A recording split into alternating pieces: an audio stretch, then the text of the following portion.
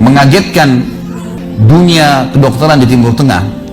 Seorang pengusaha, Masya Allah, punya keluarga yang sangat besar.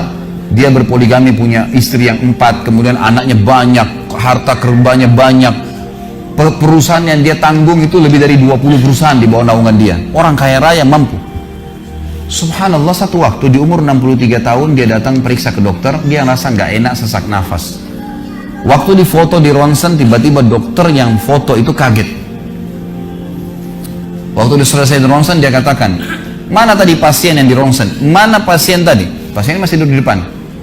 Pastikan pasien ini cari di ruang kematian. Nggak mungkin, secara ronsen sudah tidak bisa. Jantungnya tidak berdetak. Orang ini tidak berdetak jantungnya. Subhanallah, pada saat dicek ternyata tidak berdetak betul. Di tanah mana dokter ini tidak percaya, dia teriak, dia mengatakan ada orang mati baru di ronsen tapi bernafas, gitu kan. Dia panggil telepon teman-teman spesialisnya, kemudian ditelepon datang. Kemudian dikasihlah gambar tersebut kepada temannya mengatakan, mana jenazah ini? Kata temannya, dokter yang foto pertama, ini bukan jenazah, ini orang yang lagi duduk. Kaget dokter yang kedua, jantungnya tidak berdetak secara medis, nggak mungkin bisa hidup. Bagaimana ceritanya nih? Dipanggil, apakah ini punya Anda? Dia bilang, ya ini punya saya. Dicek lagi kedua kali, benar. Dua-dua dokter ini tahu secara teoritis, shock. Ini nggak mungkin orang mati nih. Nggak ada ceritanya nih. Dipakai alat USG pun jantungnya tidak berdetak. Kok bisa hidup nih? Bisa ngobrol. Telepon teman-temannya. Sampai dokter-dokter yang asli dari Jazirah Arab pun yang ada di Eropa, dokter spesialis pada datang keesokan harinya, cek, nggak percaya kejadian ini. Dicek ternyata benar. Kemudian ditelusurin lah, kira-kira bagaimana bisa orang ini masih bernafas, masih ngomong. Si pasien ini mengatakan, ada apa sebenarnya? Dia bilang, orang seperti Anda nggak mungkin hidup, sudah mati. Lalu kata dia, apakah orang seperti saya, jantung tidak berdetak, bisa punya keluarga? Mereka bilang mustahil. Dia bilang, saya punya istri dan saya melayani mereka. Apakah orang seperti saya bisa bekerja? Dia bilang mustahil, saya menaungi 20 perusahaan saya. Semuanya bisa berjalan. Mereka nggak percaya. Sampai datang seorang dokter yang senior dari Jerman, datang khusus karena kasus masalah ini, diundang oleh dokter-dokter spesialis tadi. Dicek, ditemukan ternyata teman-teman sekalian, di bagian bawah jantungnya ada urat-urat saraf seperti terbuat, ya, seperti dibuat secara alami yang mengalirkan darah-darah tertentu sehingga ada pompa nafas di situ. Tidak ada di manusia lain, cuma di orang ini saja. Semua dokter mengatakan ini nggak masuk di akal, nggak ada manusia seperti ini di dunia. Jantungnya sudah tidak bergerak tapi masih bisa hidup karena dari rongga-rongga urat saraf yang keluar itu bisa masuk udara, oksigen dan terpompa, akhirnya hidup dan hidupnya normal, gitu kan.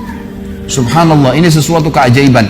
Lalu kemudian ditanggapi oleh seorang syekh yang memang teman dekatnya orang ini, mengatakan, yang saya tahu, ini semua disampaikan dalam khutbah Jumat.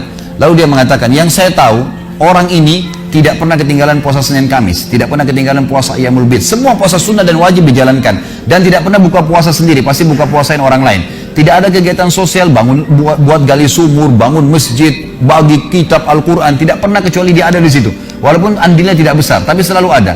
Orang tuanya selalu dibaktiin, selalu bersedekah, selalu kalau datang kepada saya diskusi tentang masalahnya orang.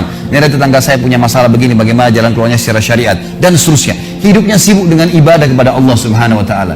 Allah ciptakan urat saraf khusus sehingga bisa terpompa, ya, udara masuk ke jantungnya. Tidak ada operasi. Ini yang dikatakan yaj'al min amri yusra, mudah, aneh, dokter nggak masuk di akalnya. Dan ini banyak orang subhanallah lupa dengan Allah Azza wa Jalla. Subuh besok insya Allah kita akan bahas lebih jauh masalah itu. Mereka tidak tahu kalau kekuatan Allah SWT. Sakit, dokter, bagaimana saya bisa sembuh? Subhanallah. Sebelum pergi akhi, ukhti, bilang, ya Allah, jadikan dokter ini penyebab saya sembuh insya Allah. Tapi kita tidak bergantung pada manusia. Kata Nabi SAW dalam hadis qudsi riwayat Bukhari, kata Allah Azza wa Jalla, hai anak Adam, kalau kau menggantungkan nasibmu pada aku akan memenuhi semua kebutuhanmu. Tapi kalau kau menggantungkan nasibmu pada selain aku, maka aku akan biarkan kau dengan ketergantunganmu. Ya udah, terserah kamu, tidak akan bisa ditolong, gitu kan. Tapi kalau Allah Azza wa Jalla turun tangan, sudah berbeda ceritanya teman-teman sekalian. أمي كم أهواها أشتاق لمرآها وأحن لي ألقاها وأقبل يمناها.